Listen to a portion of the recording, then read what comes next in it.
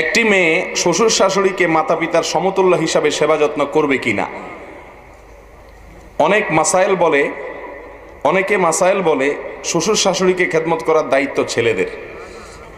এটা তো একটা ভেজাল্লা প্রশ্ন ভাই। প্রত্যেকে যার মা বাবার খেদমত করবে এটা হলো মূল কথা। ছেলে তার মা বাবার খেদমত করবে, মেয়েও তার মা বাবার খেদমত করবে। কিন্তু আমাদের দেশে মা বাবা, এদিকে মনোযোগ দেন আপনারা,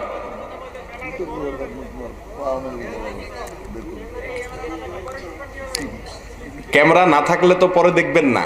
ওই যে সুন্দর কথা বলছে, হ্যাঁ, আর এটা আমার ক্যামেরা, এগুলা তো অন্য ভাইদের ক্যামেরা।